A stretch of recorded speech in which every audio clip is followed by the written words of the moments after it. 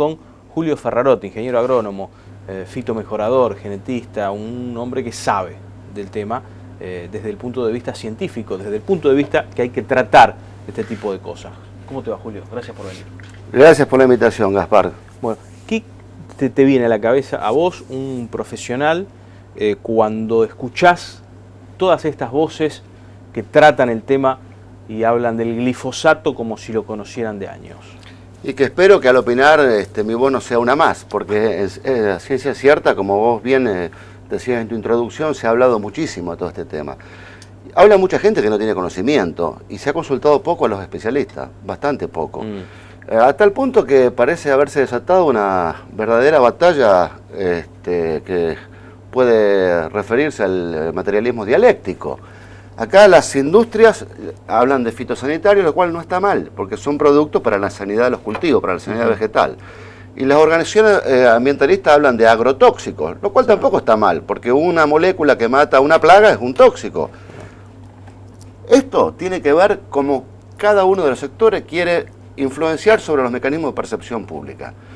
El término técnico, neutro, más apropiado para todo esto es agroquímicos. Son químicos que se utilizan en la agricultura. Como bien decíamos, muchos se ha hablado, muchas cosas se han dicho. Por un lado, vos tenés a las organizaciones ambientalistas que hablan de los intereses de las multinacionales.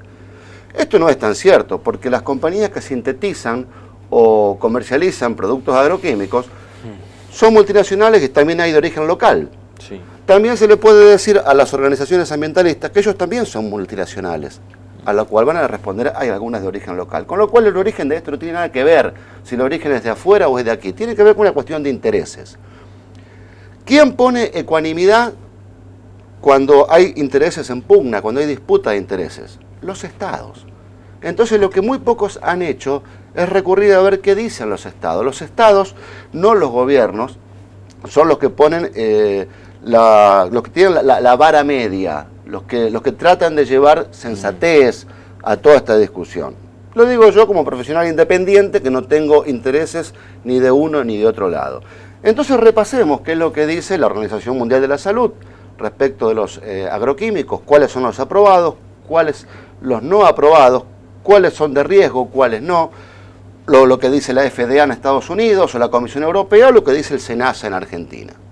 También se ha escuchado decir que el SENASA en Argentina se copia de los organismos de Estados Unidos. Puede ser cierto, no me consta. Tengo un gran respeto por el SENASA, pero si fuera cierto, en Estados Unidos, a mediados de la década del 90, 95 más precisamente, el gobierno de Bill Clinton comienza una brutal campaña en contra de la industria tabacalera, que luego se desparrama como mancha de aceite hacia toda América Latina. Sabemos las restricciones que hay para fumar hoy en cualquier país de América Latina. Sí.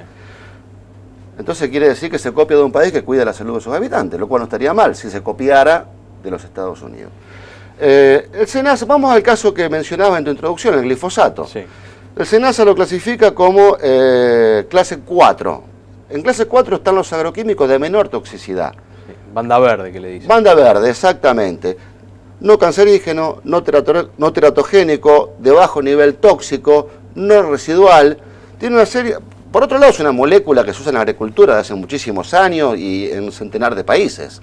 O sea, no es nada nuevo, nada novedoso. Claro, nadie se animaría a tomar un vaso de glifosato, pues seguramente le podría provocar la muerte. Pero aplicado como se debe aplicar, que otro término que se está utilizando muy mal es el de fumigación. Sí. Los agroquímicos no se fumigan. Fumigar es aplicar productos en forma de humo, como se hacían las vides. Los agroquímicos se pulverizan, porque he escuchado hablar mucho de la contaminación que hace a la atmósfera. Pulverizar es echar una molécula disuelta en agua. La gota de agua pulverizada cae sobre el cultivo y no va más allá del cultivo o del suelo. No está en la atmósfera. Puede haber algún efecto de deriva cuando las prácticas agrícolas no se realizan correctamente y se aplica con viento, claro, pero no deja de caer eso. Eso no lo estamos respirando, es un cuento de que la gente respira agroquímicos. Los agroquímicos no se fumigan, sino que se pulverizan. Es gota de agua que cae sobre el cultivo y sobre el suelo. La discusión sobre la distancia mínima. Pero está muy bien eso. Cada provincia tiene la responsabilidad de reglamentar en la cercanía de las poblaciones urbanas, ¿cuál es la distancia mínima para la aplicación de agroquímicos? Para eso se requieren de los estudios técnicos correspondientes que establezcan la distancia a la cual debe ser aplicado el agroquímico, siempre con receta agronómica. Esto también es importante destacar. Es mucho más fácil comprar en la farmacia un medicamento sin receta que ir a comprar un agroquímico sin receta agronómica. El agroquímico se vende con receta agronómica. Hay un profesional responsable que está detrás de esto. Y el profesional responsable pone en juego su matrícula. Bien, establecida la distancia mínima, no hay más remedio que cumplirla. Y si no se cumple la ley, como bien decimos, porque los estados tienen la responsabilidad de reglamentar, bien, tendrían que hacerse cargo de sus errores quienes los cometan y tendrán que el Estado establecer cuáles serán las penalidades. Hay mucha gente predicando prácticas, como decíamos, sobre este tema, y algunos hablan de 200, de 100, de 800 metros, de dejar esa banda entre los poblados. ¿Hay algún criterio que se pueda aplicar en el común de los casos? Mira, nunca un criterio puede ser empleado para el común de los casos, porque una cosa es un insecticida, otra cosa es un fungicida, otra cosa es un herbicida. Una cosa es un herbicida en solución, otra cosa es un herbicida como éster, volátil. Cada caso debe ser analizado en particular. Y de los productos que se utilizan en la agricultura, seguramente tendrán un nivel de distancia mínimo determinado para cada uno, dependiendo de la naturaleza de la formulación, para que no afecte a las poblaciones urbanas. Por otro lado, el gobierno o el Estado tiene la responsabilidad de cuidar la salud de sus habitantes, con lo cual la distancia mínima hay que fijarla. Yo me acuerdo, a raíz de tu pregunta, de un comentario del doctor Mohan Kohli. El doctor Mohan Kohli, científico prestigiosísimo, científico indiano, que estuvo por decenas de años como líder de la delegación del CIMIT, del Centro de Mejoramiento Internacional de Mejoramiento de Maíz y Trigo, en Sudamérica, con base en el Uruguay. Él contaba que cuando él era chico en su país, en la India, la población estaba prácticamente diezmada como consecuencia de la fiebre amarilla, transmitida por un insecto vector.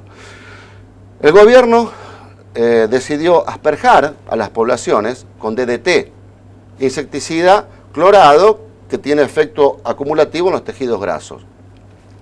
¿Qué ocurrió? La gente se dejó de morir por fiebre amarilla.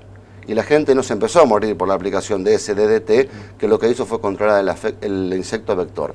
Por eso cada cosa hay que analizarla en su entorno, hay que analizarla con sus causas y con sus efectos.